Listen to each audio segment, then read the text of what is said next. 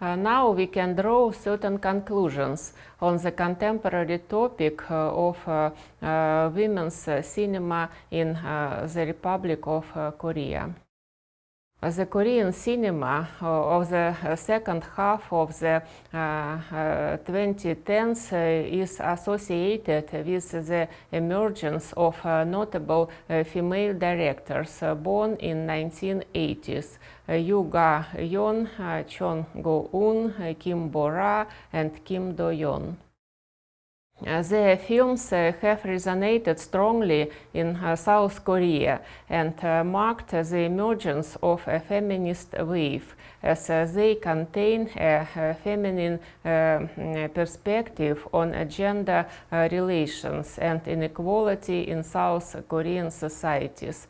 And this perspective is different from the generally accepted one. They focused on such topics as the socialization of girls in South Korea, the unfair practices of preferring sons in families, gender inequality in the family and in the professional sphere, the role of father and mother in raising children, and women's self-determination. This lecture provides a sociological analysis of the representation of the selected topics in the women's cinema of South Korea. In all films, without exception, we see a non-categorical view of gender relations and inequality. The directors give the viewer an opportunity to sort of look behind the screen of the private everyday life of girls and women of different times without placing a special accent and moral assessments. However, in these films, we see gender relations as a set of practices that are entrenched in South Korean society. The directors of the Feminist Wave leave open the question of the future of gender inequality in South Korean society, outlining conflicting perspectives. Kim Do-yeon's film Kim Ji-yeon, born in 1982, is based on the literary essay of the same name by Jo Nam-ju. However, both works, Jo Nam-ju's book and Kim Do-yeon's film, convey completely different perspectives on gender relations. The book offers the pessimistic scenario, according to which centuries-old patriarchal patterns are deeply rooted in the practices of everyday and professional life in South Korea and will change rather slowly. According to Laura Mulvey, a woman is an other. That is, she is forced to be content with a secondary social status and is considered subordinate to the privileged position of a man as an universal subject. The film, directed by Kim Do-yeon, is made along more fashionable lines in the spirit of the feminist concept of gaining a voice.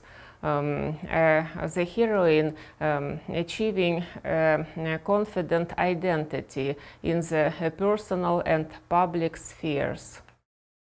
There is a more important difference. The film's director changed the ending, transforming the male psychiatrist who did not give a good prognosis of Kim Ji-yeon's condition into a female psychiatrist who completely cured the main character of the film.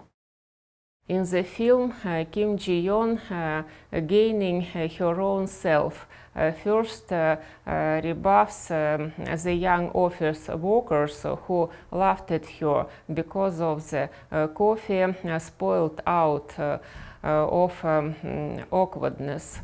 And in the last frames of the film, the viewers see how she has completely grown stronger and flips through her newly published book biography.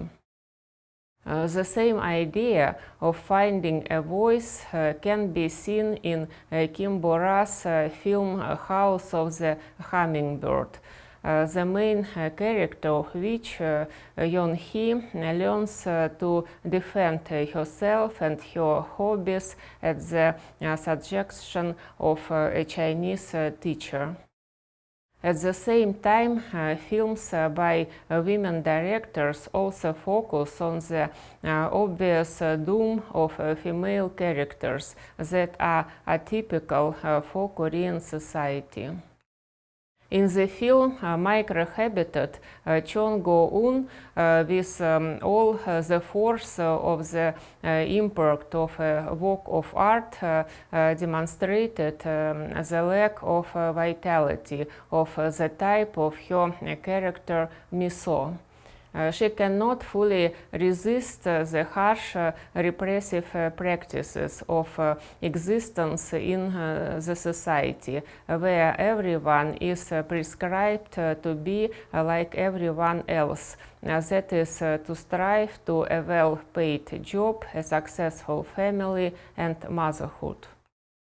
At the end of the film, Miso's former friends with whom she played in her youth in a musical group gather and discuss her untimely death.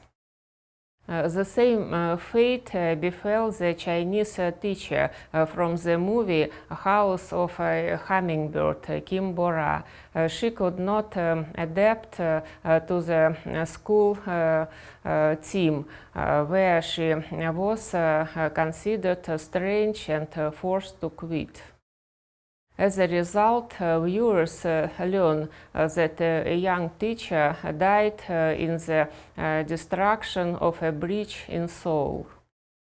These examples show that Korean society, although it is changing in terms of revising gender relations and inequality, still functions within the rather rigid framework of patriarchal ideas and Confucian heritage, according to which men have greater freedom of professional and personal self-determination. They are allowed to much of what women have to pay with their mental state and even their lives. A well-known Russian-Korean scholar who worked in Korea, Andrei Lankov, referring to the issue of gender inequality in South Korea, notes that the third stage of feminism, with its inherent modern Western ideas, is currently unfolding in Korea. However, the solution of the problem of women's employment and the equalization of wages with men is not due to the struggle for rights, but due to a change of the demographic situation. An aging population and a low birth rate will inevitably lead to the widespread employment of women in all areas of the economy, and thus massive changes in all practices and institutions of South Korean society will lead to greater gender inequality. Today we consider the feminist agenda in the films of young Korean female directors and gender prospects in the Republic of Korea. This is the last lecture of our course. Thank you very much for participation in the course of lectures on Korean cinema.